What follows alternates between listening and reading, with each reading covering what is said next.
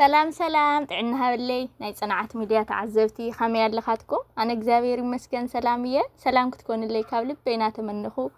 ለማዓንቲ ድማ ከፍቶ ወይ ለመጸኒ ደብዳቤ ከምብወልኩም እየ ሂዋነ ኢሉ ላርእስቱ ሂዋነ ኣብ ልዕሊ ከዘለኒ መደብ ብዙሕ እዩ ሞ ጽኒል ከስምዕኒ በቀዳምነት ኣነ ስለ እትደሊና ይኮንኩን ከፍቅረኪ ወይ ክምራዕወኪ እዚ ማለት ኣነ ከተገልግልኒ ቆልዑ ክትወልድለይ ክዳን ክትሓጽብለይ ጾታዊ ዕግበት ክትዕግብና ይኮንኩን ዘፍቅረኪ ወይ ዝምራዕወኪ ሂዋኔ ኣነ ዝደልየኪ ጥራሕየ ስለ ዝደልየኪ ጥራሕየ ዘፍቅረኪ ወይ ዝምራዕወኪ እዚ ማለት ድማ ብዘይ ባእኺ ጎደሎ ስለ ዝኾንኩ ኣካለይ ስለ ዝኾንኪ ፍጥርት ልዑል ኣምላኽ ብምዃንኪ ኣብ መንፈሳዊ ህይወት ንኽንደጋገፍ ጥራሕ እየ ከፍቅረኪ ወይ ክምራዕወኪ ሂዋኔ ካለ ኣነ ወዝባ ይኮንኩን ብወዝባ ይኮንኩን ረኺበኪ ማለት ኣጋጣሚ ርኤ ይኮንኩን ኣፍቅረኪ ትፈልጢ እቲ ዘዓበየ ጸሎተይ እንታይ ነይሩ ልዑል ፈጣሪ ዕውዝ ዝኾነ ፍቕሪ ንዕኡ ዝኽብር ሓዳርን ክህበኒ እዩ ሕጅስ ንስኺ ብወዝቢ ዝረኸብክዋ ወይ ድማ ርኤ ኣቢለ ዝሓረኽዋ ይኮንክን ወይ ድማ ከፍቅረኪ ወይ ክምርዖ ስለ ዘለኒ ጥራሕ ይኮንኩን መሪጸኪ ሂዋኔ ንስኺ ንነዊሕ ግዜ ካብ ፈጣሪ ዝተመንኽዋ ፍቃዱና ማላእኹ ብትዕግስቲ ንኽህበኒ ዝተጸበኽዋ ኢኺ እቲ ምንታይ ንስኺ ውህበት ልዑል እግዚአብሔር ስለ ዝኾንኪ ፍቕርተይ ፍቕሪ ብዝያደ ኣነ ክመርሖ ከም ዘለኒ እየ ዝኣምን ቅድም ክህብ ዝግባኣኒ ኣነ እየ ንጉሆ ተስኤ ቅድሚ ሞባይል መሓዘይ ንዓኺ ከመይ ሓዲርኪ ክብለኪ ኣለኒ ቅድሚ ኣነ ምብላዒ ንስኺ ክትበልዕ ከምና ኣለኒ ቅድሚ ክትሰምዕኒ ምላይ ክሰምዓኪ ከም ዘለኒ ይርዳየ ሂዋነይ ብዙሓት ተወዳት ጓል ኣንስተይቲ ናይ ጾታዊ ርክብ ዕግበት ትደሊ ዝመስሎም ኣሎ ንስኺ ግና ናይ ጾታዊ ርክብ ዕግበት ዘይኮነ ናይ ፍቕሪ ናይ ሓልዮት ክብረት ዕግበት ብዝያዳ ከም ትደሊ ኣምን እየ ብዙሓት ተወዳት ገንዘብ ከም ዘገድሰኪ ይዛረቡ እዮም ንስኺ ግና ግዜኡ ሂቡ ምሂን ዝብለኪ ወዲ ከም ትደሊ ይፈለጥ እየ ሂዋነይ ብተወሳኺ እግዚአብሔር ካብ ርእሰይ ኣይኮነን ፈጢሩኪ ስለዚ ክእዘዘኪ ጥራሕ ኣይግባኣንን እዩ ክእዝዘኪ ጥራሕ ኣይግባኣንን እዩ ካብ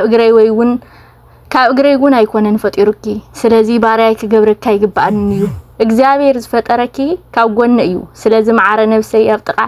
ልበይን ክትኮን ይፈጢሩኪ ካብ ናትኪ ዝገዝፍ ሰብነት ሓይልን ዝሃበኒ ድማ ሰሪሕ ንዓኽን ንደቅናን ከዕንግል እዩ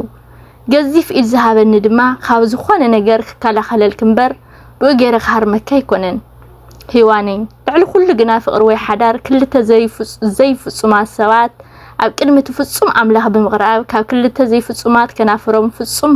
ድምጽ ብምሃብ ምዃኑ ክንርስዕ ኣይግባአናን ሂዋነይ ኣነ ጌጋ ክህልወኒ ዘሎ እዩ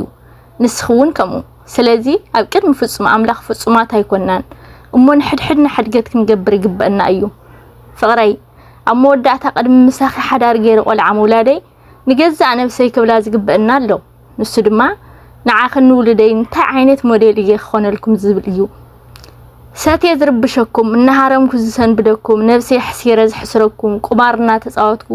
ምኹ ዘብለኩም እናጸረፍኩ ዓውዓው እናወልኩ ዝድህለኩም እኩይ ኮይነ ዘየድልየኩም ዘይቅርብ ዓይነት ሞዴል ድየ ዝኾነልኩም ወይስ ብቁልጡፍ ገዛያትየ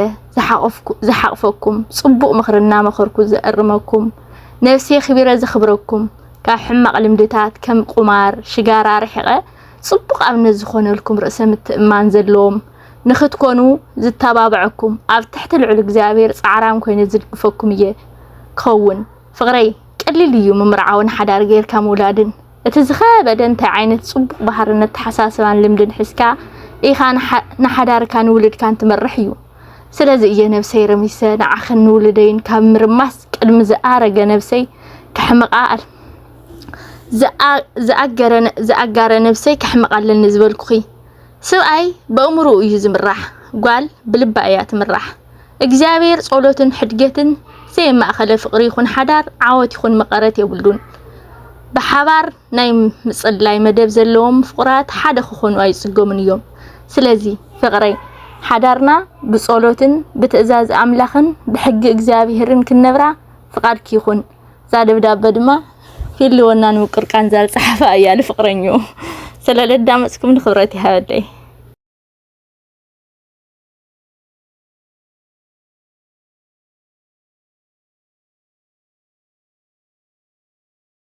سلام تعنا هبلي صنعت يوتيوب تخاتات تخمي اللغاتكم أنا እግዚአብሔር ይመስገን ሰላምዬ ሰላም ትኮኑና ተመነኹ